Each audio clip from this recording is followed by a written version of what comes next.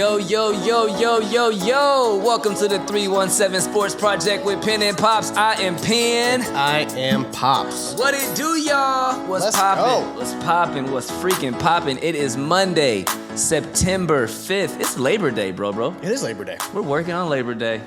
Look at us. Is this really work, though? I don't know. I mean, when it's a passion, is it work? That's a very good question. Right? It's a passion project. I've learned that everything I'm doing in my life right now is a passion project, which is probably why I feel like my life is pretty freaking dope. So yeah, that's very, very well said. Welcome to the 317 Sports Project. It is the college football edition. College football edition. It's freaking go time. What y'all see behind there is that screen. I made that about 7 minutes ago. It's actually great. It looks like some kind of fire dope blue, which neither one of us were mad at, so we're not changing it. So if anyone knows what that shade of blue is, let us know. Throw that shit in the comments so we can recreate it for apparel. Because some people know the numbers. Oh no, that's A7. That's the hex code A7. A739. I would love the hex code for that grayish blue. But yo, man, I'm rocking my OSU gear, which I realize that I really don't have very much of, so I'm rocking my Ohio gear. I don't have a lot of Michigan stuff. I don't got a lot of stuff. I'm focused on the Colts and Pacers right now, bro, just to be completely forthcoming. But I'm rocking my gear. Pops is rocking his Go Blue University of Michigan gear. I'm not mad one bit. It's only go time. It's ready to go. We just had the first official full weekend of college effing football. Yeah, I said coming on, I was like, it's Labor Day. Isn't there a game on tonight? Not really. Oh, wow, W. You don't think it's a game? Why is Clemson, Georgia Tech not a game? Because it's Georgia Tech. When's the last time Georgia Tech's been good? I'm not saying the game's not happening, but it's not one I'll have on. They're about to pull off an upset. You think Georgia? Why not? Sure. Clemson doesn't have a quarterback. Clemson's offensive line is different. They've lost mad defensive coordinators. What are they ranked? Who? Clemson. I have no idea. You tell me. I'll tell you in a second. It's 13? I'm just throwing that. 4. They're ranked number 4. Okay. Is Georgia Tech ranked at all, or what's going on with them? Where's the game? At Georgia Tech. I'm calling the upset. Okay, I'm calling the Monday night upset. It's been a weekend of kind of some upset shit going on, so why the hell not? But real quick, let's check in, bro. How the hell your weekend was? How your couple weeks have been? Week and a half? That's a great question. I know. Ask it. I mean, obviously everyone knows my work situation, so that's not fun. But a couple things have happened. First of all, the new Ninja Turtle game came out, and Cowabunga. It is called the Cowabunga Collection, actually. You're a liar. That is the name of the game. It is all 13 original games into one thing. So I've been playing old TMNT Arcade and all of the other arcades, Turtles in Time, you name it. The first NES game. NES game? Mm-hmm. NES.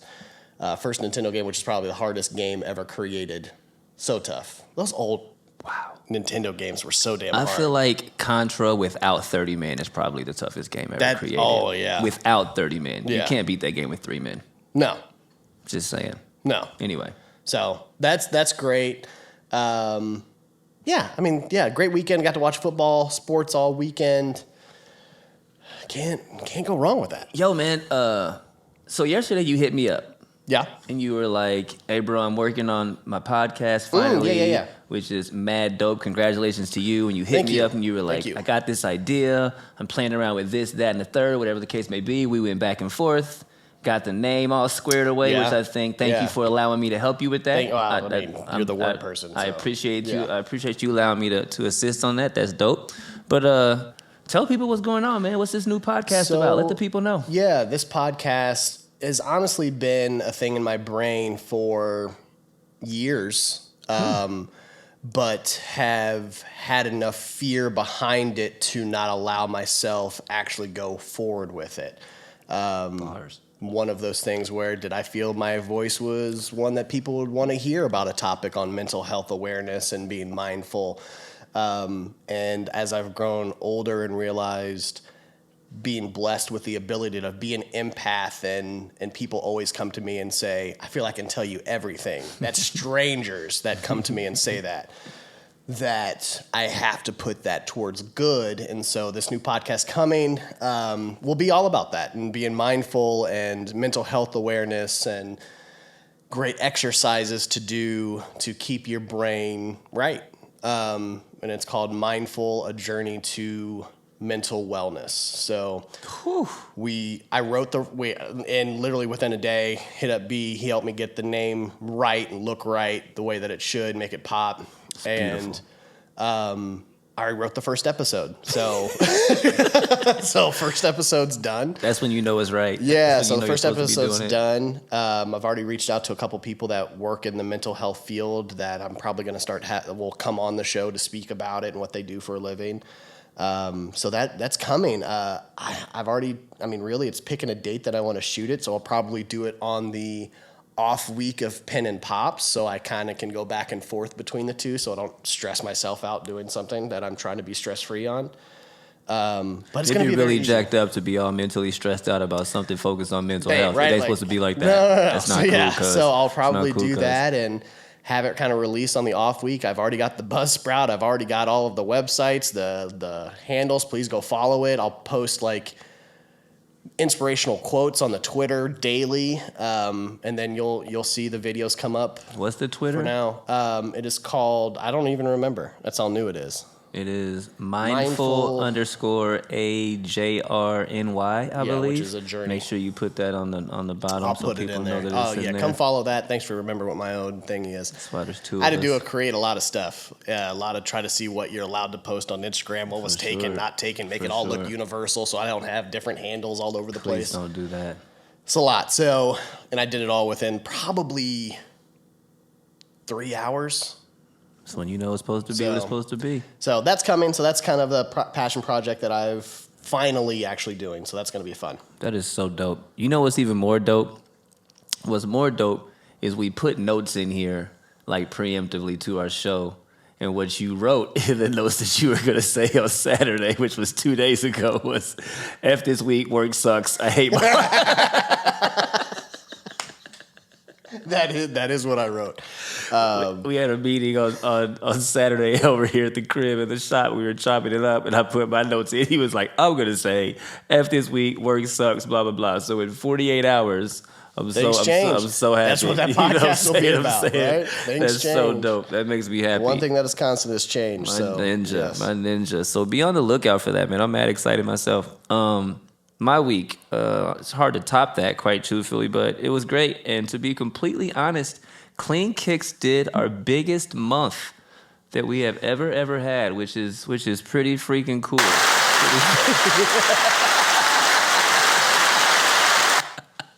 We're going to give a clap for both of those things. I wish I knew that button was there because I would have pushed that my damn self for you. What was funny, I had to remember which one it was. Because I thought it was going to be the sad drum. I'm like, ooh, my bad. No, my bad. And I wouldn't have let him edit it out because that shit would have been hilarious. Yeah. That shit would have been dope. So yeah, man, I'm very proud of what the hell is going on around here. So the podcast and what the hell else?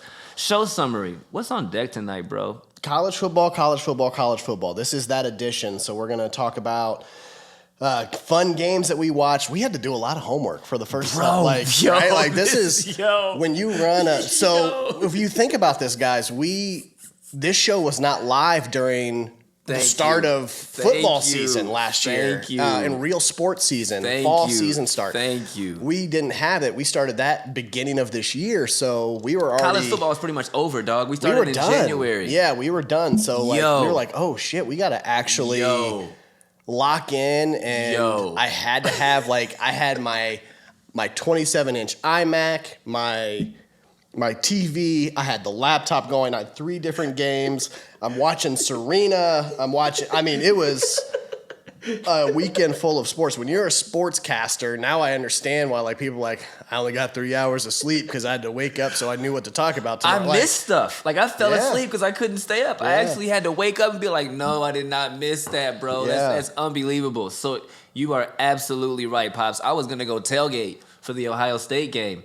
But it's what I'm going to do, leave and miss all the 3:30 and all the, I couldn't do it. So, man, I was laptopped up. I had Britt's computer out. I had the TV on in the shop, and I had the Yeti full. Part of our job is to be informed on the sports going around the world. And it's like, oh shit, I got to know. I got to really know what's going on. And to be completely honest, I freaking loved almost every second of it. There was a lot of good football. There was a lot of good football. I had the best time. So yeah, man, fun games over the weekend. Big Ten talk. BCS is going to 12-team tournament.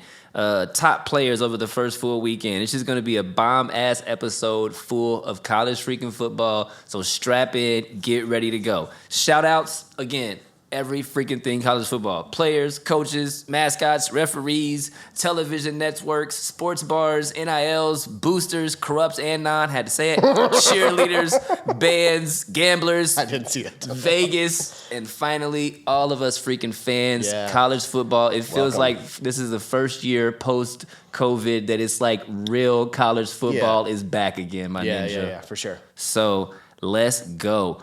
What's going on around the world, man? Let's hit up this second segment around the world right quick. Well, it's not going to be right quick because we got a lot of stuff to talk about. But around the world. What is going on around the world? First big weekend of college football. Man, oh man. I think one of us called this. I can't remember which one of us was in the shop and we called this, but one of us called this one out. Florida with the upset over number 7 Utah. You lost your notes, didn't you? Give me a moment. Florida with the upset over number 7 Utah. I'm almost like 97% positive that one of us called this game, but it was definitely, we definitely said the bolo on it, to be on the lookout for it for sure. And we just don't really believe in what the Pac-12 is putting out right now. So we called that upset. And that quarterback, we'll talk about him in a little bit, but that shit was crazy. You find your notes? I got it back in it? I had to close out. I had to see that right there. That was like prolonging the stall a little bit. Man, so POPS was over here stressed out over his notes. East Carolina. I saw that. East Carolina almost pulled the upset over number 13 NC State.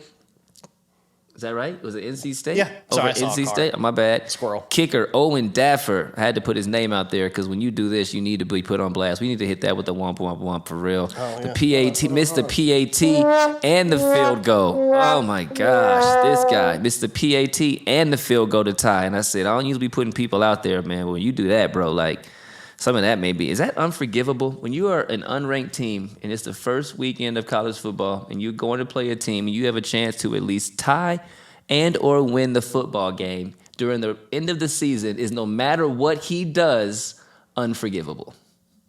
If you have a name like Owen Daffer, Jesus Lord. I feel like you already are in a negative headspace. Like, doesn't it already feel like sad trumpets go when you get your name announced? And last on the field, Owen Daffer.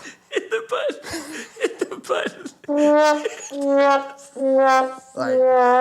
Sorry, Owen, but oh man, your parents set you up. They set you up for the missed field goal and the missed PAT. But yes, I have to say, man, I think it's unforgivable. Fun fact, NC State is 29-0 when leading by 14 points or more after halftime since 2015. It's not a bad stat. That's a nice stat. Not bad. Good find. Oregon, they still stink. They're horrible. Oregon still stink.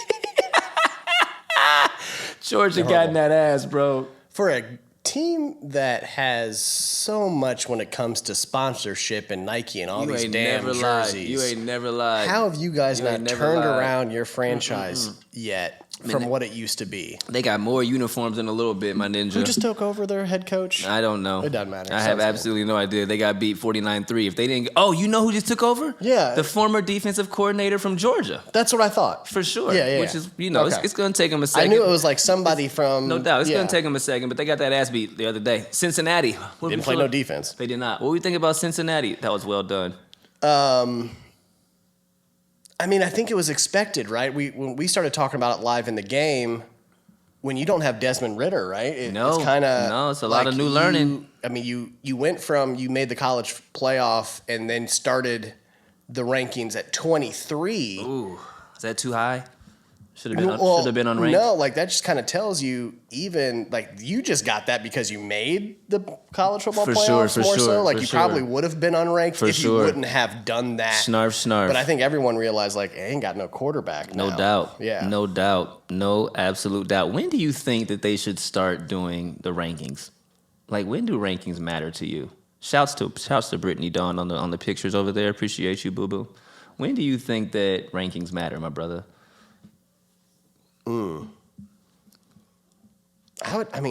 To me, after conference games start, right? Okay. Like minimally that, like usually it's not happening until fourth, fifth week. Sometimes depending on your schedule. Yeah. Because some had it all right off the bat. Yeah, statistically, I would say most teams are third, fourth week where conference play starts. Because even if you start first game, you probably have 3 then that aren't. For sure. So I would say fourth or fifth week. Okay. Is where that actually matters. You got about 5 more games after that. Okay. So you'd say halfway through. Fifth or sixth week is when rankings should probably really somewhere matter. In there. Yeah, I don't understand why they started, like, I don't know. It doesn't really make any sense to me at the beginning of the season. No. It just doesn't. The game of the weekend, my brother. The game of the weekend. UNC versus App State. 65-63 final. UNC pulled off the victory. They was dancing in the locker room for some reason. You shouldn't have been dancing. They was dancing in the locker room. They were dancing. At least if you were, like, here's what I'll say. Your defense is not allowed to dance. Your offense is fine. Like, that's fine. But the defensive coordinator and the defense should have been separated from the team and probably started going over notes. That's how I feel about it. The whole they should not have been celebrating that the other team scored. Who did they play again? Appalachian State. People better stop doing that. Teams better stop messing with Appalachian State, bro. Trust me, I know. I started having flashbacks. Teams better stop messing with Appalachian State. You allowed them to score 40 points in the fourth quarter. It was 41-21. Thank you for that segue. It was 41-21 with 13 minutes and 30 seconds left to go. I changed the channel. Who the hell comes back from this? Fourth quarter stats. It was 40-22, 62 total points scored, which is the second most all time. Appalachian State had 338 yards to UNC's 166. 6 touchdowns to 3 touchdowns. Like, did the defensive coordinator go inside after a certain part and be like, all right, we're good. We're up 20 points. I mean, when you're up 20 points when you're up 20 points with 13 and a half minutes to go in the fourth quarter, there's no way that your brain doesn't turn it off a little bit. Let's just be real. You think you got this wrapped up. Yeah. So they scored 6 touchdowns in the fourth freaking quarter. Appalachian State missed 2 2-point conversions. Chase Bryce was 25 for 38 with 6 touchdowns and a pick. But that dude is also the quarterback that was at Clemson for 2 years. Right. And it was at Duke. This transfer portal be having shit all weird. Yeah, it was a College Game Day that played the game of, like, guess where this college quarterback used to be. Yeah, like, it's amazing. Yeah, like, and it's usually like 3 different teams. It's not like hey, he just moved from Mississippi State. No, it's like by way of Oregon, by way of Duke. These guys are like, oh, I didn't make the starting quarterback. Let me move over here. No doubt. Like it is crazy how this portal works. People like Joe Burrow got busy doing that shit. Yep. So, and we just got to mention it's not the game of the week, but let's just give it up to Florida State. Thank you so much for what you did yesterday. We're so proud of you for beating not really LSU, but anytime we can see Brian Kelly lose, it feels like a win. Yeah. It definitely feels. It's almost like watching the Patriots lose. It just always, my weekend always feels better when I can watch him lose. He was probably one of the main reasons I didn't root for Notre Dame. I have nothing against Notre Dame. I have nothing against Notre Dame. But I have a lot against him. And I don't know really. It's his face. It's his face. I know what it is. I just figured it out. Love it, bro. It's his face. It be like that sometimes. That was from the corner, by the way, and from the wing. Let's talk a little basketball. Yeah, Donovan Mitchell to the Cavs. That is Nimba. Not Simba. Little Nimba. You little Nimba. What up, my Nimba? What up, my Nimba? Donovan Mitchell to the Cavs. That was the big news that happened Thursday or Friday. Doesn't matter. Huge get. For us Pacers fans, he comes to our conference. That's not exciting. It's fine. It'll be fine. It'll be totally fine. We're not looking to be good. Right now. That's exactly what I'm saying. Like it's totally fine. So that trade looks like Utah gets Colin Sexton. He needed a change. He definitively did. Yep. And he already signed a 4-year extension. So good for him. I always like Sexton's game. I think he's fine. Lauri Markkanen, good shooter. That'll be good for Utah. He's exactly the type of player I picture at Utah. Abjabji. That was a good job. Yeah, I mean, that was beautiful. And then three unprotected first round picks year 25, 27, and 29, and 2 pick swaps in 26 and 28. That's a lot. That's a lot. I think this is kind of a win-win, to be honest with you. What you grade? What if you were to grade these? What would you grade these? I'm gonna give Cavs. I know we have A+ here. That's tough. I'm going to give it an A. Okay. I'm going to take that down a notch and give it an A. Appreciate that. I'm going to give Jazz a B+ here, which is not a bad thing because the great thing about that is that they have so many picks now. They are now tied or close to being tied with the Thunder on how many picks that they have in the next 7 years. All right. Future's for sure. Future's bright for Utah and all the young talent that'll happen because you're going to just leverage that to try to get a player out there. You can make trades, you can do this, you can try to do what Thunder are doing. So they're setting themselves up for future success for sure. Who the hell wants to come to Utah? Draftees, because they ain't got no choice. Okay, that makes sense. Because if money, somebody will go. You're not okay. All right. You got the money, somebody will go. So what does this mean for Cleveland squad? Where does this put them in the Eastern to you? They have a great starting lineup. I don't know nothing about their bench. They still have Cedi Osman that'll come off the bench, who's a great player. I mean, he's a great kind of 7th, 8th person off the bench.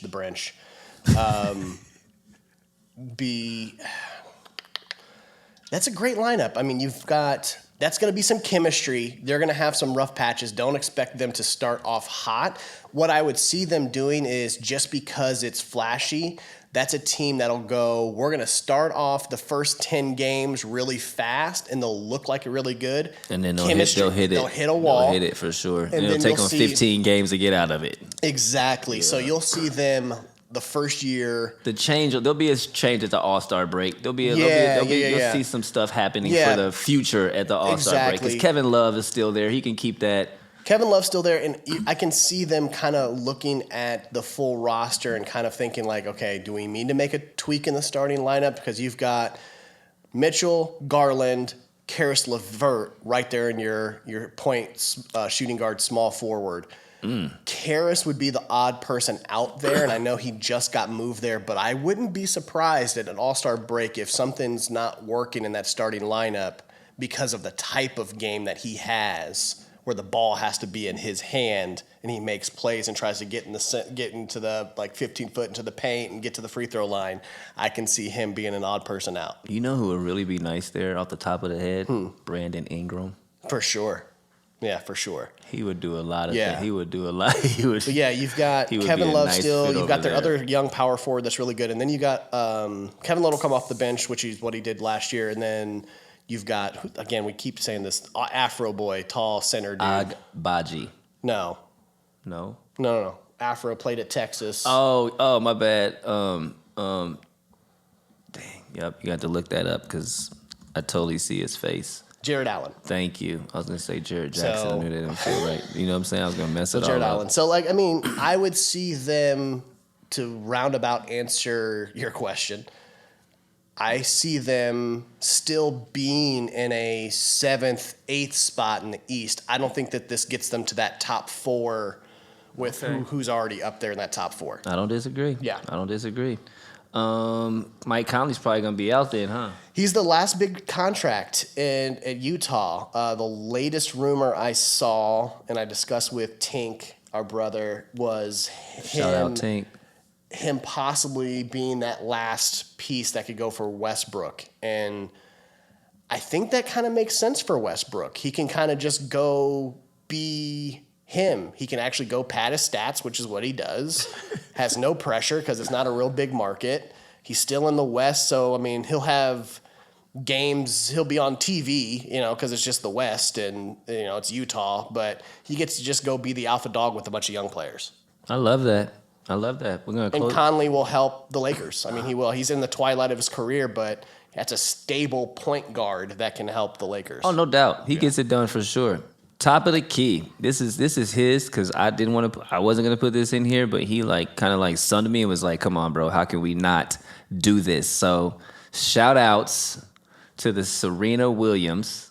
She is the GOAT. Is that what you put in there? She is. No, she is the GOAT. I ask, is she the GOAT? I didn't say anything about GOAT. You said, is she the GOAT? Is she the GOAT, y'all? Is she the GOAT? 23 major championships, second most ever. 186 consecutive weeks at number 1. 13 Grand Slams on hard court. That's a record. 367 major wins. That's a record. Turned pro in 1996. Won her first majors in 1999, which is the U.S. Open. This stat is crazy to me. She is 858 and 154 in her singles match, and singles matches, and she is 192 and 34 overall in her doubles matches. That is unbelievable. Yeah. But that's like 1,100 and like 190.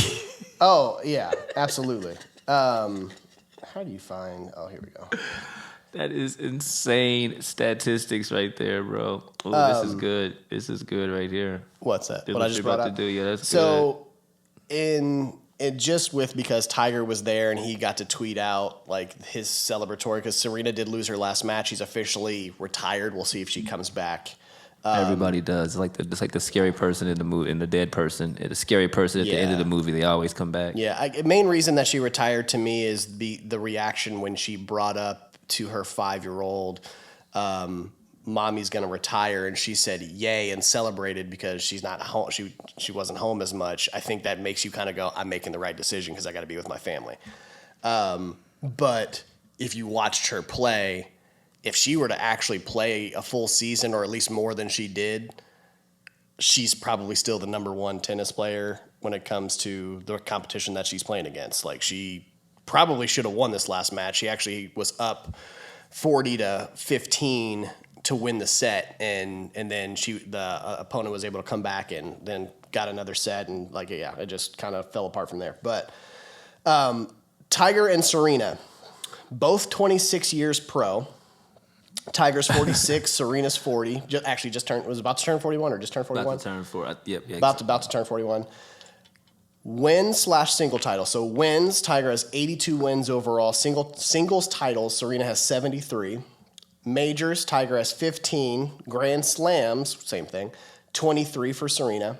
Weeks at number 1, Tiger, 683 weeks at number 1. Serena, 386. Most wins in a season, 9 versus 11. So these are your... who do you put on the Mount Rushmore? And I think both of them have such personal life type things that people kind of go, can I put them on Mount Rushmore? Which we'll get into. I'll let Brian get into. He just government named me out here. That's when you know it's serious. Sorry, Penn. It's totally okay. I'll let him get into that. But yeah, so I wanted to just kind of say that I saw that one before I was coming over. I did government name you. That's my bad. I don't know the last time I even called you bro. I don't even like. I was so uncomfortable. I can't remember the last time. He's damn, bro. I haven't even. Normally I'll go like bro. Like I don't even say Bri or B. Like he's trying to. I'll let Brian get into that one. This motherfucker. Shit, shit. Okay, bro. My bad. That's my. I'll wait till my turn. Yeah. But yeah, I'll get into it. I want you to say what you want to say. No, dog, you gotta fit. Was that was you it? done with that? Oh, okay. So, number one, is she on the Mount Rushmore? I mean, I guess that's a fair question. Mama Raybrook hit me up and was like, she's on the Mount Rushmore for sure. Shout outs to Heidi. No, that's your Mount Rushmore. Salute to that queen. I'm not mad one bit. I just have to just, kind of just ask the question that, I'm sure I can't be the only human being who wonders. You ready? Yeah. Are you sure? I'm ready. Does or did Serena cheat? Yes. Okay. And we're going to get into this a little bit. We are. We had a long discussion. We can wait a second if you want. Go ahead. We had a long discussion. We had a long discussion about cheating in sports, which we're about to talk about here in one of the next segments. Yeah. And I think a big thing he brought up, which I completely forgot about, which was the story of her hiding from the drug tester. In the safe room. In the safe room. She thought it was an intruder. She said she thought it was an intruder. And then the last thing, and I brought this up to B when we were sitting here in the garage after I had licked some stuff off my pen. I just felt good. That was a great weekend. That was hilarious. That was hilarious. After she lost and they started replaying commercials and the celebratory on Serena, there was one clip of her and a reporter bringing up a topic of her being tested. And Serena did her, hey, speak up. If you're going to say something about drugs and me, you need to say it louder. And everyone, I think the part of that, showing that clip was to like show her strength and not to like avoid things. But I focused on how she said and answered the question. And it ended up being something along the lines of, I've never been caught cheating. And if you dissect that a little bit, saying I've never been caught cheating is pretty much saying I do it and no one's caught me. If you're a person that is, hey, passionate and going, hey, I did this all natural, you're going to say, I have never done drugs in my life. I've never done PEDs in my life. How dare you even bring that up as we're trying to celebrate my match win? You're going to say something like that to make the reporter feel upset. Saying, I've never been caught just makes me go, ooh, you've got a good doctor. 100%. Something. So please understand. Please understand. That woman's a hell of a great tennis player. Thank you. Please understand. Like, please don't bash us. Please don't throw comments saying that we're like anything. Like, we are total girl power. And I think you're going to see our stance on this later in the episode. For sure. So please understand where we're coming from. That is a segue, but I am very curious because I am all about a level playing field with complete humility as someone who played a collegiate sport and played against people who were not playing the game completely fair. It drove me crazy doing my best to keep up and attain the level of competition for these other athletes that I know were not on the level playing field, and that just drove me crazy because it's so difficult to compete at that level. Yeah. And I think to some capacity, we'll talk about in a second, probably everyone is, or everybody should, everyone can, but when a woman or a man, whoever what it is, through my personal, when an athlete is 35, 36, 37, 40, whatever the case may be, stronger, faster, still jumping as high, whatever the case may be, I have some questions. I'm Absolutely. 43. I know what happens. You know what I mean? Like, so I just wonder. So we'll get into more of that in a little bit. Yeah. Total girl power. She's the queen. She's the GOAT. I just wondered his perspective and your perspective. Yeah. From the wing, John Gruden. He's pretty much a dumbass. An interview came out of him down in Arkansas. Looking real oil-faced, real oily. Real oil-faced. Basically saying he needs another chance and he doesn't want to be done coaching and all that stuff. Did you kind of did you find the stuff? You said you were going to look up exactly what he said. Did you actually do that? Nah, but would you like me to? No, you literally have that. You wrote that and then you just put blah. Asked for chance, quick recap. I did. Oh, my bad. I apologize. You know what I'm saying? We don't need to. I was like, I saw that. I'm like, I don't think he said blah. I thought you just memorized it. I missed a note.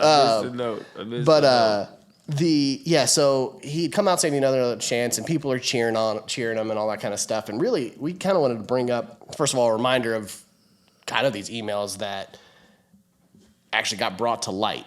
Yeah. Now, while he's bringing that up, Keyshawn, J. Will, and Max brought up this interview, and they actually replayed it a few times.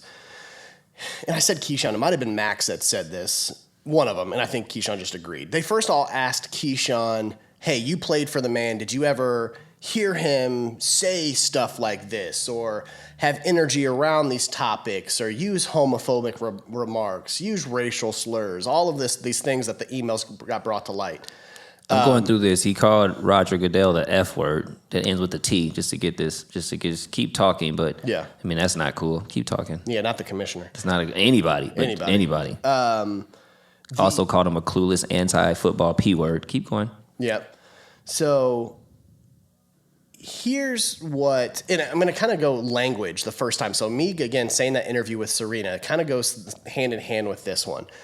And Max brought up a good point, and he said, John said he feels sorry for how these emails came to light or came about, or the feelings around them, how they came about, how he got, basically, he's sorry he got caught. Facts. Preach that gospel, brother. And Max said it perfectly in saying he took no ownership in what happened. Again, he said, I'm sorry that the emails came out.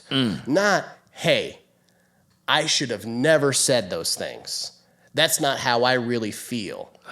I've been working on my anger. Wow. I did say these things. I don't even feel that way about anyone of another race, sexual orientation, anything like that. I. None of that was stated. Ooh. He said, I am sorry about how the emails came about, and then asked for another chance. Then this is where Keyshawn, he's making a good point in saying, if you're asking for another chance, you should probably pull the lawsuit off the table that you're suing the NFL because you feel like you've been singled out because of these emails. Other people were part of the conversation in this, but they're focusing only on you. You are preaching the gospel right now, King. You are preaching the absolute gospel. If you're going to gospel. ask for another job in coaching or a front office, whatever it is. Number one, don't call the CEO any type of homophobic or racial slur. Not a good look. No. And you can't sue them. And ask for work. It's a round peg in a square hole. They don't fit. No they doubt. Don't fit. I'm suing your organization because of my disdain for your organization, but I would love to have a job at your organization. Get the hell out of here with that. No. Back up, dick. So, lastly, corner shot. Here it is. PED and sports enhancements in athletics. Yeah. Players in the NFL, players in MLB have been getting caught in mad suspending. We're talking 80 games and all of that stuff for sports enhancements. So let's just talk about it. What is the percentage of sports enhancements, in your opinion, in Major League Baseball, the NBA, and the NFL? You want me to go first, or you want to go? Yeah, go ahead. For me, I think Major League Baseball is probably about 50%. I don't watch it, but that's probably what I would gander to say. As being a person that does watch it, Yeah. And I'll kind of say why things have come to light later after kind of towards the end of the segment, but I'm going to put that at 60-65%. WOW. Players play into their 40s in the MLB. I mean, they just do. Like, as you kind of talk, like, time always wins. And if you're playing a sport into your 40s, mid-40s, yeah, you're not maybe as active as you were, but baseball's not an easy sport by any means. Thank you. Like you move your body probably in ways that it shouldn't. When the way you're swinging a bat, how much torque you're putting on your back, all of those things. Like, I'm going to say 60-65%. It just kind of fits in my brain. That's 2 out of every 3. Yeah. Do you think PEDs assist in this sport? Do PEDs assist in baseball? Barry Bonds. All right, say less. In the NBA, the last player to get caught in the NBA was O.J. Mayo in 2011, I believe, what I saw when I looked it up. The percentage in the NBA, what do you think? O.J. Mayo. Yeah. What a waste. Mm-hmm. What do you think about him? What do you think? I'm sorry, what do you think the percentage in the NBA I've got 25 to 30% of people use some sort of enhancement. I said enhancement, really articulately. You did. That was very articulately well spoken. I would say about 25 to 30% there. I got 30 to 35. Yeah, so we're probably in that same. So we're in that same. Yeah. So we'll just for sure. Quick question: do they cheat? 3 people. You ready? Just yes or no. Zion Williamson. I think he has to. CP3. CP3, his body is older than he actually is. Yeah. Bron. In some way, shape, or form, probably. Huh, word up. I don't disagree necessarily with any of those. I mean, I just, I asked Zion because he's young. I asked CP3 because he's older, but still in Zion, really good. And I would say, and again, I might be ahead of it because I think like his body is going to break down sooner with how much weight he carries on his body. Definitely getting better shape. Like maybe I'm 2 years ahead of time of saying yes, he does. Snarf. But somebody's going to go, hey, I got something for you if you want to try this. I'm not mad at that. It's not on a prohibited list. For sure. But it'll help. For sure. That's to me like that's still a performance enhancing drug, whether it's prohibited or not. I'm saying like you're taking something. No doubt. No doubt. I'm not trying to argue what's on a restricted list versus I'm not. Nope, not at all. Not one bit. Is he doing it or is he not? I'm just wondering. Yeah. For sure. Yeah. For sure. Fair. In the NFL, what do you think? The percentage goes up here, and I said when we were talking about this, I said 75, and only because I played football. Shit hurts. You're in a car crash. Shit hurts. Almost every game. Shit hurts. Like, yeah, you're taking something to help you. I think that's probably the highest percentage when it comes to NFL. Like NFL is probably the highest one. I didn't put hockey in here, but I bet that's probably up there. That's definitely up there. It's definitely. They up just there let as them fight for sure. And to sum all of this up, all of the talk about this arenas and all of the players and athletes and which ones you think do and don't. The question for me is, do you think it should be illegal in athletics? Because I have an idea of what I think should happen across the board, but I just kind of wonder what your perspective is on that. Yeah, I think, honestly, in the next 10 years, you're going to see all of these what we called drugs and illegal drugs start to be more universally accepted, like marijuana. And what it can actually benefit your body when it comes to recovery and those things. Like, amen. I think that we have natural remedies on this earth that could be considered PEDs, but not PEDs. Like, these are all drug manufactured things that gospel. Are already bad for your body. Preach that gospel. There are natural remedies out there in the world that could help. So like, those should be illegal to me when they're manufactured. There's got to be. I hate pills so much. There's got to be something out there that, hey, go use this stuff. I don't disconcur. This is what I think. I think through each sport there should be a dosage percentage or whatever the case may be that they should like allow you to have. Like every Monday you come in to practice at football and every single player gets this amount. Yeah. Period. That's it. If we test your body and you have anything more in your system, the penalty is so stiff that cats won't did it. Yeah. But you get this percentage. This is for, because I think there is something out there for recovery for sure. and for all of these things. But I don't want them to turn the game. It's so barbaric at times, and I think there's so much natural testosterone that you're pumping this stuff into your system. Like, somebody could really get like, at home, my wife has gotten into with all of the things that have gone on in her body the last 3 years and knee surgeries and this and all kinds of stuff. Shout out Christine Ray. Love you, fam. She has done so much research on all natural remedies and even, to the point of what we put in our bodies, what we're eating, all of this stuff. Just pans that we use that are have chemicals on them and are toxic. We are turning into an all natural household for everyone's benefit. I can look like I'm annoyed because I'm a man. I'm like, can we just keep a pan? Of course I'm going to have that because I don't want to have to change a bunch of shit. No doubt. But you want your man pan, right? But it's the research that she has been sending me and podcasts that she's doing and. She wants to get into the THC and see what her dosage could be to help her. Like, she is really, she has. He said it. He said it out there.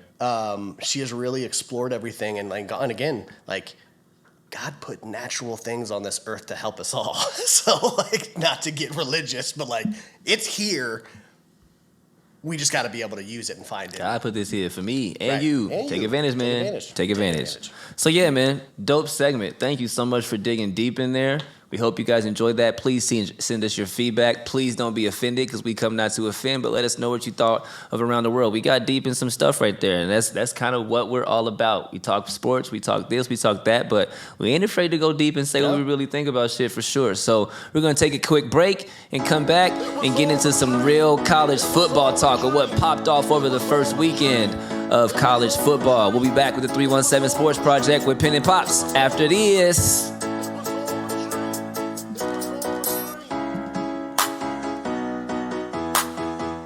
Yeah.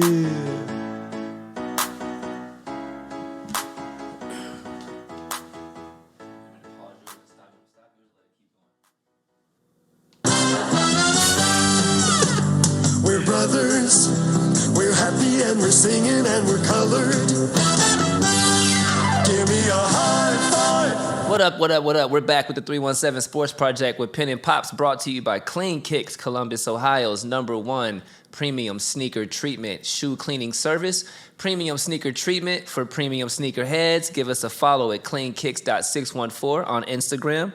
There's some branding right there in the background. We were just talking during the break when we be laughing and clowning during the shit that y'all don't get to hear. We're still trying to figure out how we... You know what? We're not recording on the cameras, are we? What do you mean? Did you hit record I'm again? going to look and see. Hold on. That's a good question. Hold on. Hold on. Keep talking. Or don't keep talking. Did I hit record? I did. It's red. It is red? I'm good, man. Oh, man. Look at you. I'm good. That's what's up. We're not cutting that, by the way. No, hell no. We don't cut. We don't cut edit. stuff. That's what it be.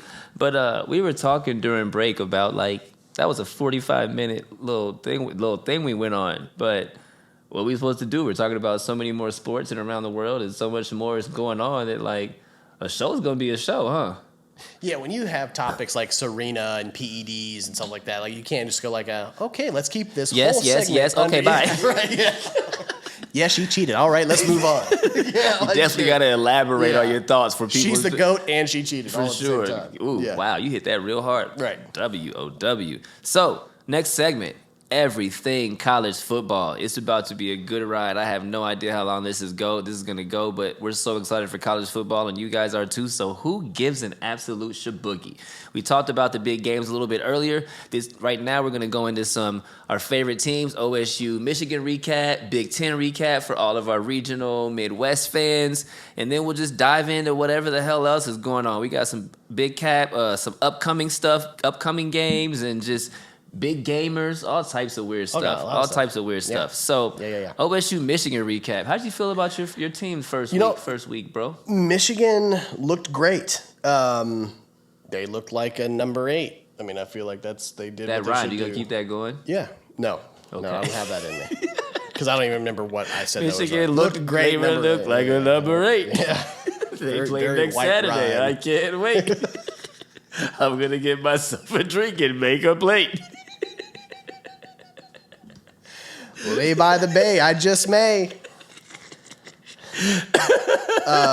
They look great. The one thing that I was kind of unsure of, and I was talking with Tink and his brother Mike, the three of us are the ones that normally will travel up north to go watch a game together, was they haven't picked a starting quarterback yet. Makes me nervous. So they had Cade McNamara start the first game against Colorado State, which we got to see on Saturday. And then J.J. McCarthy will be the second game. And basically, who plays better out of those two, they'll go on with that starting quarterback. Who do they play on Saturday, this coming Saturday? They play, you asked me to quick, schedule. That was nice. Thank you. They play, week 2. Who they got? Sorry, I did every college team instead of just Michigan when I pulled up schedule. Come on, man. Yeah, that was not... We put links in our stuff now just to be able to hit these buttons to get to this stuff much faster, man, which is I why clicked the we had wrong last button. season. We had the paper. They play Hawaii. Oh, okay. That's a warm up. That's another warm They up. play Hawaii. The Saturday night game, Big Ten Network. They play Hawaii. So J.J. McCarthy will be underneath the lights playing against Hawaii. So whoever plays better keeps it. Yeah, J.J. was very vanilla. He ended up having... I'm sorry, not J.J. Cade McNamara was very vanilla. He didn't have... a lot of exciting stats. He had some underthrows, some missed opportunities. We had some field goals where we should have had some touchdowns. He finished 9 for 18, 136 yards, and 1 touchdown. That is not sexy. Not sexy. QBR was 39.7. That is the opposite of sexy. All right. So we got a lead simply because our defense, which is going into next week, is ranked number 3rd. Ranked 3, and He said it's ranked number 3rd. yeah. I want y'all to run that back. Hold on, where's it at? I'll do it to myself because I heard it and I was like, that sounds horrible. Ranked number 3rd. I'm not even mad. That was so dope. Oh, that was Ranked hilarious. 3. Defense looked amazing. They're fast. They got, the biggest thing with that one, we were wondering, they lost a lot of starters on defense. And obviously the biggest one being, I forgot his name as soon as I started speaking. Dude that got drafted by the Lions. Aiden Hutchinson. Aiden Hutchinson. I can't believe I knew that. Thank you. Wow. So losing him was huge. Like, are we going to be able to rush the quarterback? The answer was yes. We had a total of 7 sacks. For sure. Something like that. For sure. 7 sacks, 11 total tackles for loss. 11 total tackles for loss. That's a lot of T's. TFLs. Yeah. Basically, I'm surprised Colorado State's QB didn't ask to come out himself. That's what's up. The one thing I thought about, this was one of those, like last year, I would have been a little bit more worried about Colorado State because this is where the best tight end in the NFL or the draft last season was taken. I think he got drafted by the Pittsburgh Steelers, 53rd overall, something like that. You are such a nerd brain. You're probably right. In the 50s, for sure, because that was who I wanted to trade up and get in one of the scenarios. So they lost their quarterback in him, who was their best wide receiver. So they didn't have an offense, new quarterback. And no offensive line, obviously. So they looked great. I'm excited. We'll see what JJ came in because they got enough lead, and Harbaugh ended up putting him. He went 4 for 4 for 30 yards, but then had 3 carries on 50 yards and 1 touchdown. He's a little bit more exciting. All right. He gives them a little extra when it comes to his legs, and he reads the field a little bit better. I think he's going to end up being the starting quarterback. Say less. All right. Big win for you. Congratulations. 1-0. OSU, how are you feeling? We got the dub. That's what matters. We Week got 1. the dub. You know what? To be completely honest, it felt like an Ohio State-Wisconsin game. Yeah, very defense, right? Very defense, very Ohio State using our running backs and our offensive line, wearing everybody down. The defense, I think, played very, very well after. I mean, you got to think. I looked it up. They gave up 10 points in the first quarter, or 3 points in the first quarter. They gave up a touchdown with 11:56 to go in the third quarter and gave up no points the rest of the game. Or in the second quarter, I mean. So they basically gave up no points for 3 quarters. Well, the one question that everyone had and has had the last 2 seasons with OSU was what has happened to the defense, which has been a very much defense first. Silver bullets, man. Like, it's a defense first program. No doubt. And it has gone more offense as they do this more spread, have better wide receivers, which is great. But they have the players and the, like... I blame Urban Meyer. Yeah. And I say that for a reason. Yeah. Urban Meyer is a very offensive-minded, whatever the case may be. People come here so that it is become wide receiver and quarterback university. Yeah. The days of the dope-ass linebacker and the dope-ass safety, to some extent, there's still dope-ass safeties and dope-ass linebackers, but the days of the linebacker, the A.J. Hawks, the Laurinaitis, I mean, there was a run where there were so many linebackers at Ohio State and DBs at Ohio State for and 15, 20 years. Ends. And it was that. Yeah. Now you think about that, you think about wide receivers and quarterbacks. That's it. It's completely changed. And running backs. It's all offense. Yeah, you don't have a good running back. We've gotten very quote unquote soft on that end, and people have gotten in our ass when they've gotten on the offensive line, the defensive line, in the trenches, and in the linebackers, and they've given us the business. And that's what has happened is you then can have those surprising losses. We lost to Oregon last year. Yeah, we talked about how bad Oregon is. I'm just saying. And all that being said, That was the fastest to the ball I've seen OSU play in a very, very long time on the defensive side. Yeah, that 4.25 is not bad. Yeah, they got that strong safety that comes in there and plays, nickel and plays safety. Yeah. Like, that's smart. They were quick to the ball, especially on I guess I'll call him a running quarterback. Right. Yeah. It's not a CJ Stroud running quarterback. It ain't like the same type of running quarterback that OSU gets. But CJ Stroud doesn't run. Interestingly, he can. Fair enough. Say less. He can scramble. Say less. Yeah. Say less. So yeah, it was very impressive when I thought about their defense and how fast they played. That's gonna be an exciting Ohio State-Michigan game when it comes to the defense side of the ball. No doubt. Yeah. Jackson Smith and Jigba went out early, so CJ Stroud was Have a little they off said tempo. No, what? they've been very quiet about that. They be quiet. Yeah, it's no one's actually even mentioning it. Really, it would not surprise me one bit if he did not play the rest of the season because he's about to go to the league or whatever. If it was one of those things, right? Especially when you start getting into, did he sprain a MCL? Was it a partial tear where you kind of go, this is like nah, like. He's going to the league. Like, yeah, he has I'm about to go rehab. I'm gonna go ahead and give this. Because he was proven distraught. Enough. I mean, like he was hurt. Yeah, he was hurt. Like yeah, he was hurt, emotional sure. about not playing, and to the point. And when you kind of read somebody's emotions on the sideline, not to the point where all right, that sucks. I'll be back next week. Like it was like something. Are you hurt happened. or are you injured? I might be injured. You know what I mean? Like this doesn't just sometimes for sure. For sure. Are you hurt or injured? I might be injured. That was coach, towards the injury sure. side. So. We'll see as that kind of unfolds because I'm sure Ryan Day is going to get asked a bunch about that in the next week. I'm sorry, but it's not like they ain't got other talent there. Big ups to our running backs. We also had a wide receiver get busy. I can't remember his last name, but he had 9 catches for 91 yards and he balled out. So big ups to him. He stepped in for Njigba big time.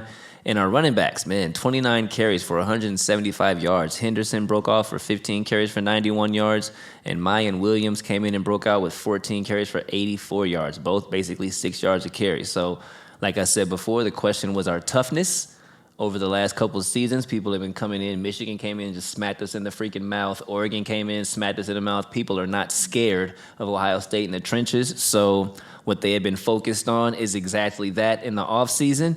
Toughness and attitude, and it seemed to show a little bit towards the fourth quarter. That last drive, 95 yards, that capped off with a touchdown, not a field goal, was mad sexy to me. I will say this. I'm a bigger fan of Notre Dame because of Marcus Freeman being there. You ain't never lied. And I'm cheering for them. I hope he does well the rest of the season. For sure. You ain't never lied. Like, you're kind of like... for the fact of the ending for the rivalry, I always want OSU and Michigan to be undefeated when they meet each other. Yep. But I'm like, if Freeman would have upset, I mean, Penn would have been upset. But at the same time, I would have, I want to see success for him. So I'm happy that they're up there now. I'm right. happy that we have them up there now right. because anytime before I would have put them up there just because they're an Indiana team. Now I'm low key. I'm paying attention to Notre Dame again. Dame hired a 35-year-old black head coach. Thank you. Is to me huge for that program. Thank you. And we talked about even being when we were together on Saturday while we were kind of prepping for the show. Prior to noon kickoff. We do prep. The way he treats his players, and you see him coaching, and you see him making eye contact, it's different than Brian Kelly. Overlooks him. Right. It is like just watching, there was one of the clips that I had Penn rewind on a player jogging off the field, and you watched Freeman just literally keep eye contact with that player after he made kind of a mistake on the field and kind of grabbed him, said something to him, patted him on the back. It was okay, that's somebody that you want to go play for. I want to go do the next play right for you, coach. Thank you. You know what I'm saying? So I'm excited to see. As opposed to rolling your eyes and saying F off, dick. Yeah, you know what I mean? I want success for him. More so than I've ever wanted for Notre Dame in a long time. So beautifully said. Yeah, beautifully said. Big Ten recap, man. Let's just talk about it. Last Thursday, Penn State beat Purdue 35-31. Penn State tried to give the damn game away, but they got it done. Mm-hmm. Minnesota beat New Mexico State 38-0. Just to keep it real, we'll talk about this later. But Minnesota, man, They're going to be sneaky freaking good. They were 9-4 last season, 4-1 on the road. They finished on a 3-game win streak. We'll talk about them a little bit later, but I'm a low-key Minnesota Golden Gopher fans. Last Friday, IU, big ups to all the IU fans out there. We know you're there. You beat Illinois 23-20. Finished 2-10 last season, so there's really nowhere to go up for them. So big ups on your first win. Hopefully you guys get 5 or 6 wins this year and keep it moving. Michigan State over Western Michigan, 35-13.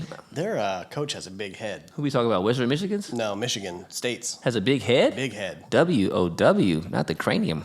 Yeah. Be like that. Saturday, Iowa beats South Dakota. This is the most pitiful thing I've ever When I seen. say big head, I don't mean like his ego. I mean like literally his head's His hard. cranium is, you got that Barry Bonds. It's very large. Got Sorry. that Go Barry. It's okay. Way to bring that back. Way to bring that back. We're not mad one bit here at the 317 Sports Project, bro. You do you. Saturday. Let's just run this back again because I know Gigi is listening and I want her to know that I'm talking to her right now. Iowa beat South Dakota 7-3. And what you would think is Iowa scored a touchdown and then who'd they play? South Dakota kicked a field goal. That's what you would think happened. But no, that's not what happened. What happened was Iowa had 2 safeties in the second half because it was 3-3 in the first half. And in the second half, Iowa had 2 safeties, and that's how they won 7-3. I would love to go back where a team had 2 safeties in a game. I don't know. I don't know. That I just don't even know if I can celebrate a team that won 7-3. But hey, at least if they still wave to the Children's Hospital. Oh, way to bring that back around. Look at, see. That's the best thing that's probably one of the best traditions, period, in college football. See, way to bring that back around. I'm over here dissing Iowa and you do that. I can't even be mad at you for that, bro. Rutgers beat Boston College 22-21. That's actually a pretty nice win for Rutgers. I can't lie. Like, Rutgers might, win 6-7 games this year. I don't know what's going on over there, but I feel like they're trying. They're on the up and up. Wisconsin beat Illinois State 38-0, which is a warm-up game because who cares what's going on until 3 weeks from now. Correct. 3.5 weeks from now, whatever the case may be. 3 weeks, 5 days, 6 days when they come to the shoe for the Big Ten opener. And Nebraska beat North Dakota. North Dakota State, 38-17. I promise that scoreboard and what you see in that 38-17, that game was way closer. What's the coach's name? Frost? Yes, Scott freaking Frost. He needed that win. They need to fire him. And it's all because he played there that they haven't yet. I'm surprised been on the hot seat for like forever, 5 years. For sure. And not only that, but it's like if you fire him, who the hell wants to come coach at Nebraska? It's kind of like Harbaugh. What do you mean? With Michigan. What's that mean? He's been on the hot, but it's like, obviously take the last season out, but like, who were you gonna go get? Oh, you know what I mean? Who would you go? Mm-hmm, who would you go get? Like, no, you're not. You are not wrong, my ninja. Yeah. I'm really loving this season 2 switch to the computers and the iPads for the notes, and I have to print out stuff. This is the links in here and the accessibility. Yeah. This is real podcast sexy shit. So kudos to you and I for that idea.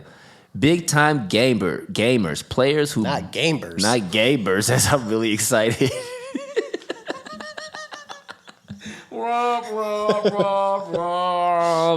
Big time gamers, players who absolutely balled out. Drake Maye from UNC, quarterback, 6'4", 220, red shirt freshman. Over the last 2 weeks to start off the season, this dude, you ready for this? Mm-hmm. This fool is 53 for 72. 646 yards, 9 touchdowns, and 0 picks. That's some stats. Last week against App State. Let me hold on. Do you? I was upset because at first I thought the 53 and 72 were his wins. And I was like, his record. Dude, why are we celebrating this guy? This dude got a 38% win percentage. We over here celebrating. That's really bad. Like, I don't know. Like, I was like, why'd you put that in the notes? Got it. Anyway, Got it. 53, 472. Threw for 294, 5 touchdowns versus Florida A&M. Threw for 352 and 4 touchdowns and a rushing touchdown versus App State. Getting busy. 6'4", 220 is a big dude, bro. Like he's a large human. Red shirt freshman. Couple years from now, I'm just saying. Couple years from now, Drake Maye may be that dude, that's bro. That's another team that Who, the Unk? UNC used to be known for their defense. And again, I guess now we're in the air raid offense, just time and when it comes to football in general. But not at Alabama. They play defense. Not at Georgia. They play defense. I kind of miss that about UNC where they had a top 10 defense and were winning 10, 11 games. Like, absolutely. A long time. Mac Brown. Yeah. It's time that he sat down.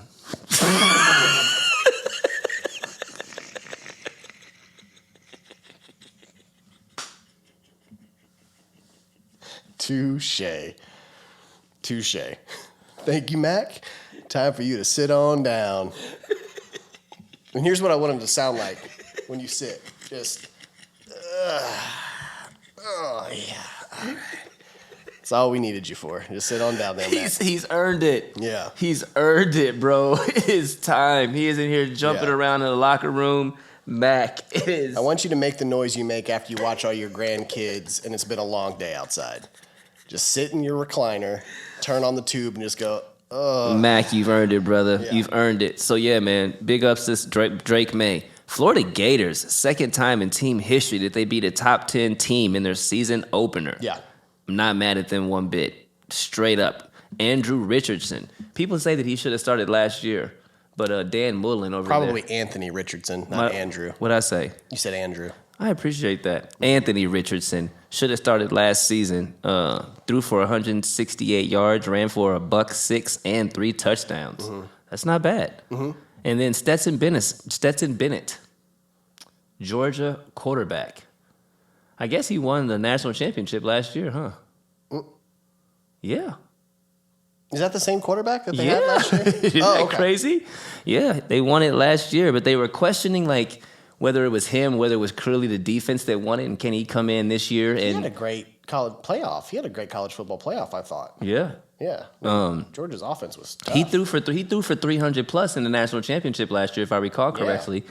But this was his most passing yards of his career. He went 25 for 31 for 368 and 2 touchdowns in 2.5 quarters, bro. He came out early. You know what I'm saying? Like, they sat him down pretty early in that game. That's a bad picture I just found of him. Actually, 2 of them. That one. Oh, wow. He got the come on, Google. That's just mean. That's mean. There's got to be a better picture of the homie Stetson Bennett out there for sure. At least get the one holding a trophy or something for the homie. Him crying. What you looking up right now? I wanted to see his last season. Oh, okay. Not mad at that. Oh, my stomach. Career stats. So he finished last year with 2,800 yards, 29 touchdowns, and 7 interceptions. That's like low-key Carson Wentz numbers. That basically was Carson Wentz's numbers last year. But for college football, I mean, 30 touchdowns and only 7 picks. Like, you weren't, like, bad. No. Your defense was just better. That's very well said. Yeah. Well, they're expecting him this year for that to not necessarily switch because Georgia's defense is going to be Georgia's defense, but they're expecting... Georgia's defense, they didn't, they lost a lot of players, but, it's They reloaded. Georgia. It's SEC. Like, they're going to find more players. They're in SEC, right? They are. Yeah. They're going to find more players. Like, they're, like... How many teams in the SEC are fire to you or legitimately, deserve to be talked about? I was on Twitter talking to one of my homies, Leanne Petrozzi. Shouts to Leanne Petrozzi. And I was talking about how much I hate the Pac-12. And they were saying that the Big Ten is basically top heavy and the bottom 2/3 sucks. True. And I said, isn't that every conference? Like, how many teams in the SEC or the ACC or the Big 12 really matter? Anybody talk about Kansas State? Kansas State's in the... They're in the Big 12. I'm just saying, you know what I'm saying? You don't even know what conference they're in. You know what I'm saying? Yeah. Like, ain't nobody talking about these bottom feeders and conferences. Well, so what? You've got... obviously our big ones. And they're broken up East and West. Bama, Auburn. And again, Auburn's one of those teams that they haven't been good, but they're always good for an upset one time a year. For sure. Right? But they're going to go 7-6. They're going to go 7-6. For sure. Bama, LSU's not what they used to be. Nope. But for a long time, that was the other team. Texas A&M has moved in now. Texas A&M's there. Who are we just talking about? Georgia. That's SEC, right? Yeah. Florida, which they're going to be back, I think, in the next 2 years. Okay. I would say SEC has probably the most consistency when it comes to teams that can kind of make some random noises, but other than that, I mean, how many teams in the conference are absolutely fire, though? You know what I mean? I'm trying to find exactly who's all SEC football teams. Let's just look it up. Alabama, Georgia, LSU, Florida, Auburn, Tennessee, Ole Miss, Texas A&M, Arkansas, Missouri, Kentucky, Vanderbilt, Mississippi State, South Carolina. All of the, I would say a good majority of them. There's a lot more in there that are some to talk about. Right. I would say SEC probably has some that, like, yeah, they're not going to go all be ready for college football playoff, but they're going to. Don't nobody want to play Mississippi State ever. Thank you. Don't know what I'm saying? Don't nobody want that. Don't nobody want that. Don't nobody want the Texas. Don't nobody want Arkansas. Don't nobody really want Ole Miss at the crib. Like, don't nobody really want to walk into Auburn. Even Tennessee this year. You're right. Yeah, I think there's a lot of better teams in there that I thought. For sure. Yeah. Even Ole Miss can kind of give you That's what I'm saying. Yeah. That's a touche statement. Okay. Yeah. I almost recant. Let's get into some too early season sleepers. This is people we're going to talk about, or teams we're going to talk about. It's way too early, but who are a couple sleeper teams that we think might surprise some people? You want to go first on this one? Yeah, I'll go through mine real quick. I'm Pops in the notes. So I'm going to go down to mine. I love these notes in our iPads. This is fire. So Florida is one of my sleeper picks. We've talked about this. We talked about that a couple times. That's not bad. You were actually doing edits at the same time I was doing edits. Did you see it in there?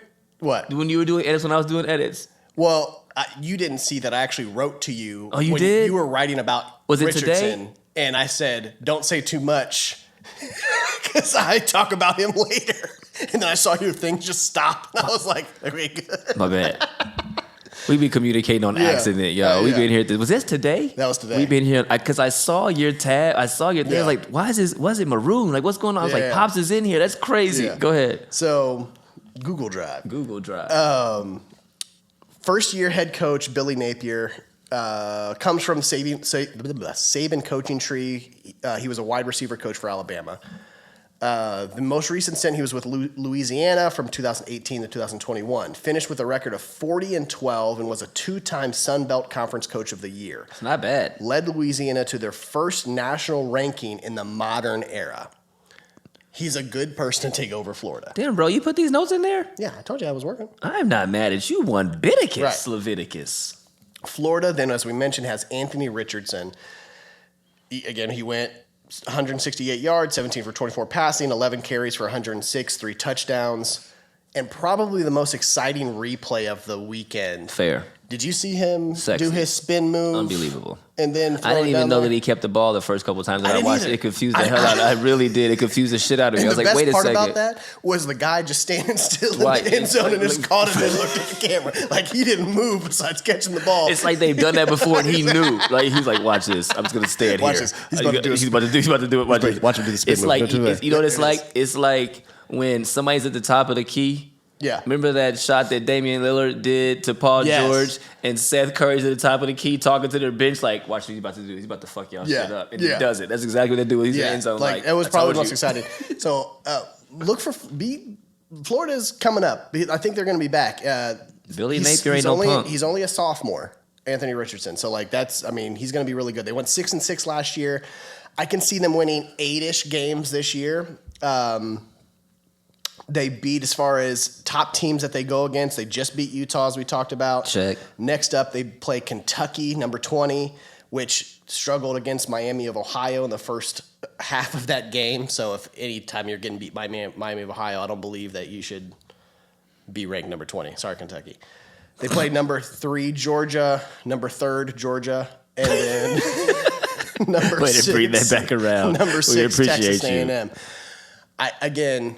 They're young. They're going to make mistakes, but they're going to give these teams some challenges. All right. They're kind of one of those. They're a 3-quarter team instead of a 4-quarter team. Finish. Right. Very well said, brother. So That's I can see very, them very well winning said. 8 games, but this you're going to start to see Florida actually make. Because next year you're going to be mad because you're going to be 11-1 on that ass because they're going to learn how to finish this season. Exactly. That's very well said. Who's your second squad? I have Arkansas. I watched that team. Cincinnati? play. Is that who they had? Yeah. That quarterback is big. Sam Pittman's going into his third year of coaching with Arkansas. Went 8-4 last year. I can see them probably going 9-3-ish, around the same. Win that bowl game, get 10 wins, maybe. Exactly. Yeah. They play 5 ranked opponents. They just beat Cincinnati. They played number 6 Texas A&M, number 1 Alabama, 25 BYU, 21 Ole Miss. That's a schedule, They bro. got a schedule. Junior quarterback KJ Jefferson finished 18 for 26, 223 yards, 3 touchdowns, 18 carries for 62 yards and 1 touchdown. Wow. He is good. He's good. He's good. He's good. And then what I was really, really impressed was, well, first of all, their offensive line. Cincinnati could not fill in the gaps. That's half their own fault. Half that offensive line had them confused. They had some SEC offensive line. They had some great blocking schemes that confused them. So their running back, Raheem Sanders, ended up with 20 carries and 117 yards. They slowed down the game and controlled the clock. You can't do nothing with 5+ yards of carry. Every two times I touch the ball, it's a first down. Yep. Get out of here. Yeah. Transfer portal. All these quarterbacks, bro. All these quarterbacks. I heard a stat. You gonna go talk about your sleepers? Oh, I got sleepers. I get to talk about mine, huh? Remember, yeah, because we switched it. Not yours, but yeah. Ah, you're so right. Minnesota Golden Gophers. I see them going 10-2 or 11-1 this season. I feel like we've talked about Minnesota in the past. They're always one of those. Their defense is always really stout, Yes, sir. but I think they get picked often to kind of be sleepers, and then like they don't finish well. So I've always been kind of a secret fan of the Gophers, Right? because You like pay right? attention. Like exactly, Minnesota's dog. one of those teams that I always pay attention because to. they're in the Big Ten. they're not in the East with Michigan and Right. Ohio State, so they're like the West team that Yeah, I'm like I kind of cheer would for rather them. than Wisconsin. Exactly. So they've been good the last few years. PJ Fleck over there at the head coach, they went 11-2 in 2019. People forget that. They beat Auburn in the Outback Bowl. They had a down year in 2020 because of COVID. Who didn't, just to be completely honest. They went 9-4 in 2021, and they're actually favored in most of their games this season. I mean, they do. Yeah. They play some ranked teams. They've got number 15 Michigan State on the road. They got number 18 Wisconsin on the road, but they beat them last year.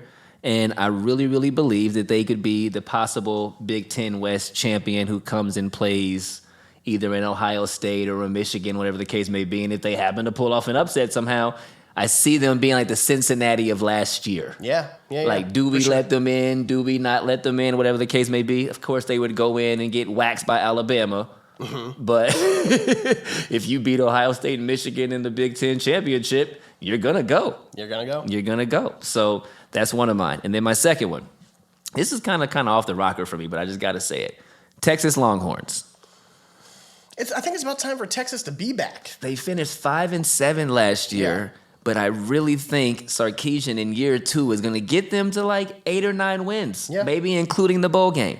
They got 4 top 25s. They got number 1 Alabama. They got number 1 Oklahoma. They got number 12 Oklahoma State.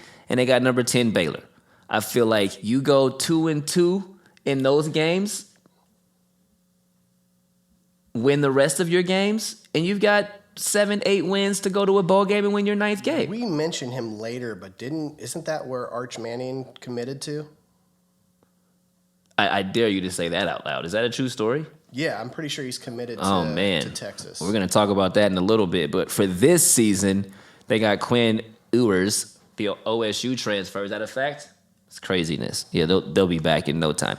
So they got the OSU transfer, but I definitely see them winning 8 or 9 games this year. They're that team that I can see finishing in the top, 15 to 17, surprisingly, go win your bowl games. And it's like, how did Texas finish 13 this year? And then you go get, who we'll talk about later, and you come in and explode. So those are my sleeper teams. Not bad. I kind of like that. Yeah. Transfer portal, if we talk about that real quick. Speaking of quarterbacks, how do you feel about that, man? I saw a stat that there were 30 quarterback or coaching changes this last season, and there were 60 quarterback transfers because of that. It's a lot of movement. It's so difficult to establish a program when you got quarterbacks and coaches leaving all of the time. Like, part of me is, like, good for them to be able to go and just try to find somewhere that they'll actually get some playing time. Other part of it, it's like, should there be some restrictions at least? I mean, you have people changing 2 different teams in 3 years, and it's like, Yeah. "Hey, you didn't even try over there. Yeah. As soon as you don't get tick, you bounce out. Yeah. To me, is there an eligibility restriction? Can you not play right away? I mean, like, there used to be some, like, You had to wait a year. Is that what it was? Right? Yeah. So it's like, I don't know if that's it, but it's too much. Like, I thought, like, I'm for it and against it all at the same time. For sure. Like, it's kind of weird. Like, I want you to get your tick. because I want my you to- team to benefit from it. To be very transparent, but I don't want other teams to too. No doubt. So, no yeah. doubt. No doubt. That's a lot of movement. I get it. I completely agree. And we'll just talk about some upcoming week games that got us excited. September 10th, that is this week, right? Week 2. We got BYU and Baylor. This is kind of a down week. I can't lie. Looking at that There's schedule, not a I was lot going not. on I this was week. not excited. Yeah, this is that normal week 2, like, Yeah, For usually you have great games opening weekend, and then it's like you don't until week 3 or week 4 do you get like, finally. For like, sure. We're back. like, And yeah. we're back. And we're Yeah. back. This is that when you fall asleep on Saturday at like 4 o'clock in the evening and you wake up for the end of the 3:30 game. You know what I mean? For sure. We got BYU and Baylor. We're calling the BYU upset. We said that. We're did say calling the BYU Yep. upset. Tennessee versus Pittsburgh. I'm calling the Tennessee upset. Kentucky, number 20 versus Florida. And again, I'm calling a Florida upset. I think they're going to get that second win. I really, really do. And then next week, we got BYU versus Oregon. We don't trust Oregon one bit. Be on the lookout for BYU. That's one of our sleeper teams this year. And Texas A&M versus Miami, which that game actually might be kind of fire. That one will be good. I'm Right? excited for that one. Do you think teams are getting better off playing a lighter schedule at the beginning of the year and playing super big games early? Well, take OSU. They got to be battle tested right away, right? So they had some ups and downs in that game that they get to learn from because they're in a program that will that have coaches that will make sure they're learning from those mistakes. They get to, hey, let's go get this one out of the way, figure out what we're not good at, because really when you play a team that's not ranked or you'll never play again, it's kind of hard to really go, okay, were they that bad or are we that good? Did we get anything off playing Tulane? You know what I'm saying? Right. You know what I So mean? you go For play sure. a big ranked game right away. You get to make the mistakes, pull out a win, and kind of go, whew, all right, we got to work on our blocking scheme. We got to work on our, our motion offense. We got to, whatever that is. Fair. You get to figure it out better and faster when you're playing those big games early. I agree with that, and I also think if you happen to lose this early, it doesn't necessarily hurt you Hands down. moving towards the end of the season. Hands down. For sure. Segment D, fourth segment. We'll talk about the 12-team playoff. This will not take as long as I promised, but what do we think about that, bro? 2026 is dropping. 12 teams. We talked about that, and I think I presented you with a question. Am I surprised? I was kind of surprised that it went to just 12 right away, As opposed to... like going to 8 Okay, first, yeah, and then that's moving right, and kind of seeing what that looks like. Going from 4 to 12, I thought was like, oh damn, okay. I was surprised they didn't do 8 first, see what that looked like. And I think I asked, are there good enough teams in there? But the thing is we went through the top 15. We sure did. And you're like, okay, like there are some upsets. that 3 you can could see in upset there. 9 or 10 or whatever, like, for There's sure. going to be good football on. Or 9 could upset, blah, blah, blah, my Yeah. bad, backwards. So, like, your 4 are going to be your 4. It just is what it is. 100%. But, like, these teams would not necessarily play each other otherwise. No. So it's like you're not one like, game. One game, like you can make a mistake. Somebody during throws a one weird game. wishbone I'll at say you. This. You know, like- Marcus Freeman blitzed 2 safeties on a 3rd and 11.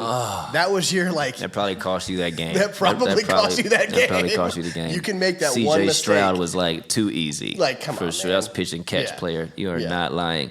Michael Irvin actually made a very good point today on First Take. So big ups to him and the whole show. I love it. But he said all the players who have been sitting out of all of their bowl games, the Chick-fil-A Peach Bowl and the blah, blah, blah bowl that they don't care about because they're trying to just get to the league or trying to just get to training camp or the combine, for lack of a better term, they're going to play this game. They're going to play in this tournament to try to go, win a national championship. So now it may entice players who wouldn't normally play their bowl games to stick around and play some. That's true. That was actually very, very well said. Very well said on his part. Didn't even think about it that way. Right? Big ups to Michael Irvin. You want to take a quick break, or you want to just jump into the fine present? We can take a quick break. Hold on. Watch. Hold on. Look at it. Listen. You ready? That's the break music. We will be right back with the 317 Sports Project with Penn Pops.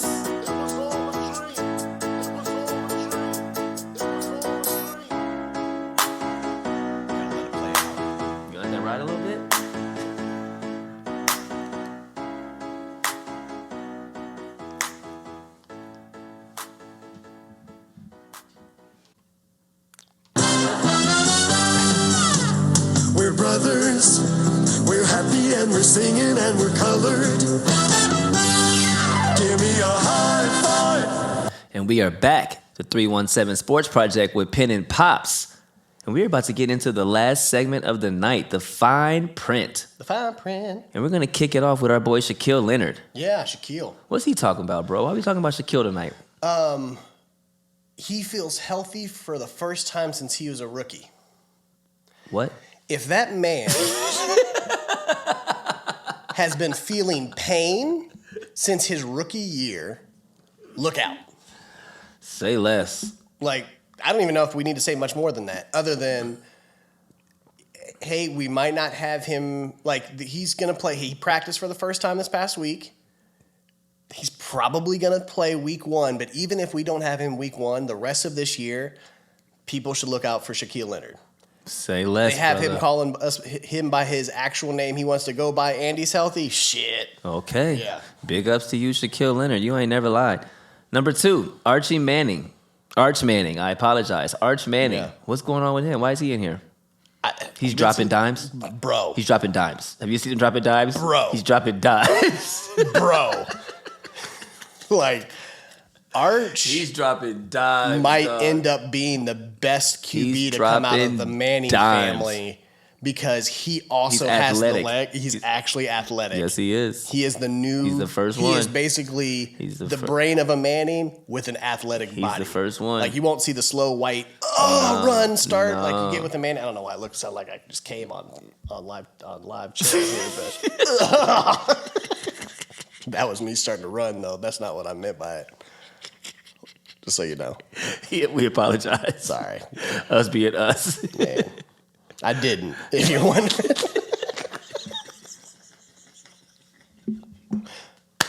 That's not what happened. Yeah, Arch is balling. He's definitely the athletic version. He's dropping absolute dimes, getting out of the pocket, scattering, and he's making moves. He's going to Texas, huh? He committed to Texas. So he's just went into a senior year, right? I think he just went into a senior year, so next season he'll be at Texas. Man. So when you kind of pick them as Texas? Is he in Texas? Is he in Texas right now? Does he go to college or high school in Texas? Or are they in Louisiana somewhere? Can we move on while you find that? Yeah, go ahead. The BOLO, Games of the Week. BOLO stands for Be on the Lookout For. Quick little new thing we came up with. He's a 5-star commit, by the way. You don't say. Yeah, the BOLO Games of the Week. Upcoming games to look out for. New Orleans. I'm going to go. That's kind of what I thought. I'm going to go first. My BOLO college games of the week. Tennessee over number 17 Pittsburgh. Mm-hmm. I think that's going to go down. And by the way, we're going to keep our record on the BOLO. How we do 1-1, 2-0, blah, blah, blah. We're going to keep our record for sure. Number 17 or number 10, Tennessee over number 17 Pittsburgh. And I think Florida over Kentucky at home. I think they're going to keep going with it. Back-to-back upsets over ranked teams for the first time for them, and who knows how long. Those are my 2 BOLO. Be on the lookout for games of the week. What you got? I also have Tennessee over Pittsburgh. Word up, okay. I have BYU over Baylor, which could be an interesting one. I kind of think BYU is a tough team. I'm going to put an honorable mention in here just because of the time frame of this. Ooh. Because we'll be away for 2 weeks. Yeah. Miami beating number 6 Texas A&M. Oh, next week. On the next weekend. On the following weekend. That's calling that? I'm calling that one. So we'll come back and shoot right after that game. So I think that Miami is going to beat Texas A&M not this coming week, but the following. I'm not mad. I'm not mad at that one bit. My honorable mention, I told y'all I'm pro Texas right now. They're going to upset Alabama. I don't really believe that, but it would be so... It'd be awesome. It'd be so dope if be they pretty cool. did. It'd be absolutely so dope. We have in here a Who's the Better. Do you have a Who's the Better for real? I do. Okay, so... Here's the thing. Here's the thing. Here's the thing. I need a t-shirt that says, here's the thing. Here's the thing. We got the heat press. You're going to get it. Oh, that's Here's so dope. I was trying to find a comical one. And I would actually spend a lot of my day yesterday trying to figure out what I was going to do. Because I have one for next week, that'll probably be the comical one. Or not next week, next episode. Snarf. In the time that I was doing it, I kind of came up with one that I was like, just intrigued me. So we're going to do both NFL players, okay? Okay. Who's the better? Okay. Deion Sanders or Barry Sanders? Wow. You want me to pull up stats? Hold on. Remember Barry retired. He was on the Lions. Let's look at stats. And you can pick it, then I can pull it up. They don't play for an Indiana team, but this is so dope. I don't even care. I just found that one, and I was like, you know what I mean? I was like, you know what? I'm going to mention it. Yeah, I'm not even mad. Deion Sanders or Barry Sanders. I don't even know that if I can disrespect either one of those two human beings and pick a person, but I feel obligated right? to. This is so horrible. As a player, this game Deion. really does make you sick. You're right. Right? This makes you sick to your stomach a little bit. This is Deion. 2-time Super Bowl champ. NFL Defensive Player of the Year, 94. 6-time, first-time All-Pro, 92 through 94. When you have through, like, you know you're good. Then 96 through 98. Second-team All-Pro, 91 and 99. 8-time Pro Bowl, 91 through 94, 96 through 99. NFL kickoff return yards leader, 92. All-decade team for the 90s. NFL 100th anniversary all-time team. Falcons Ring of Honor, All-American, Seminole, Jersey, retired, all that stuff. Okay. That's Deion Sanders. Let's look at Barry. It's Cut short. I have my answer, but I have a reason why. But I would love to hear these numbers because let's just talk about MVP in 97. Jesus. Y'all don't know about 2-time Barry Sanders. Offensive Player of the Year, 94, 97. Offensive Rookie of the Year, 89, I'm sorry.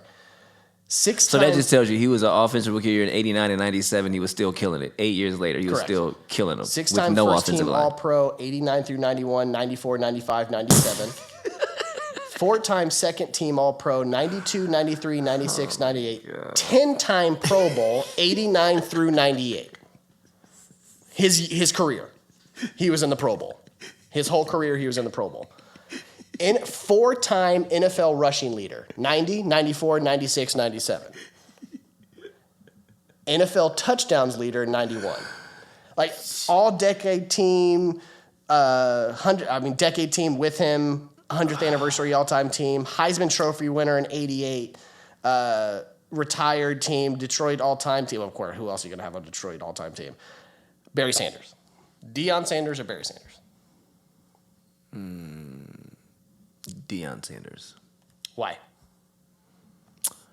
Unfortunately, longevity in Super Bowls matter. That's really like, I mean, you have no idea, like you hear the tone in my voice. This is very difficult to say, but. So when you say longevity, the man retired because the Lions wouldn't trade him. That's my one point. The man retired early because he couldn't get off the Lions. It's a fair statement. It's a very, That's very, it. It's a very, very fair So statement. he retired at 31? Yeah. Yeah, but Deion Sanders. God, only because bro, it's like, it is literally I'll say like this. Deion, it is literally his like last season. So let's look at Deion again. it's like 50.1 versus 49.9. You know what I mean? It's like, Trust me, my answer, like, I keep going back and forth. It's like it's 50.1 versus 49.9. Deion. But the kick returns and so the they came picks, out the like same year, so right? many things. So they both This came is out in so- '89. This is stupid. They both came out in '89. Deion's last year this show so much. was 2004. And Barry's was what? 99, 98? 98. Yeah, I feel like he won a ring or something. Now, like that. Deion left in 2000, came back 1 year for the Ravens from 2004 to 2005. Does the fact that he played baseball the same day he played a football game matter? That's a lot. I mean, Deion's a bad boy, dog. It's a bad boy. So I apologize. In the middle of me trying to find an Indiana team, I saw that and I was like, I got to bring that up. That is horrible. It's a horrible game. It's a horrible game. Who y'all got, man? Deion Sanders versus Barry Sanders. That is horrible. Yeah. Yeah, man. Deion today. Tomorrow I could wake up and text you and be like, I apologize. I was wrong. Barry was as soon as I go YouTube Barry in the back. Because y'all got to think, man, he had no line. He was the line. He had no quarterback. He had no line. I mean, he was out there like solo dolo. Yeah. How he didn't have an ACL tear, the way he shifted and moved. Unbelievable. No idea. Unbelievable. Man, that was really good. That was a really good one. And you used 2 NFL teams, which is a perfect way to segue to the closeout of the show, because this Thursday, when this show drops at 10 a.m. that night, the Los Angeles Rams kick off the season versus the Buffalo Bills at, I believe, 8 p.m. Yeah. The NFL is officially here, y'all. It is NFL week. Let's freaking go. Colts on Sunday. 1 o'clock versus Houston. Holy shnikes. I don't know where I'm going to be watching that, but it's going to be somewhere not at this house because I'm going to probably go to a sports bar or somewhere that's got the Sunday ticket and cheer them on with my iPad up, take some notes, get ready to go, man. Let's do this. NFL is here, which means in 2 weeks we'll probably have our next episode. Well, we'll definitely have our next episode, but our next episode will probably be the NFL edition. It's the NFL edition. Is it NFL time? Are you going to nerd out and like stand up with stuff on the board and shit behind us? We love when you do that shit, bro. We love when he gets on the board. That's one of our most viewed episodes when you nerded out on the mock draft, bro. They love that shit. Yeah. So yeah, man, thank you so much. This is one of our longer episodes, but we're having a great time. 317 Sports Project. Enjoy NFL football. Enjoy college football on Saturday. All of our Colts fans out there, let's freaking get busy. Start this season off 1-0. Matty Ice and them. Let's go get it. Let's do this. We out. Peace. Cause I was like 2 years old, first time I heard a beat drop. Yeah. And by 3 years old, I'm learning how to beatbox. Yeah. 4 or 5 years old when I'm putting on the 45s. Final. Needle to the groove, I'm scratching up the sweet spots. Homie from the East Block, in that town where the fiends flock. Skip school all day, mama couldn't keep watch. Fresh fade with the Reeboks. Man, nah, nigga couldn't tell me nothing. I'm so sick in my own lane, preteen pimping, all the light skin, red bone loving. Boombox on with the headphones bumping, dreaming to find my niche. Cause I ain't really know back then when I picked up my first notebook and a black pen, that little nigga with a rhyme like this. I wasn't thinking to the days of a dope band, new EPs on a compact disc. Nah, shit, truth be told, I ain't know I could sound like this. For me back then, it was all a dream. It was all a dream. It was all a dream. It was all a dream. Yeah. And this shit right here be the proof dreams do come true. Yeah. And this shit right here be the proof dreams do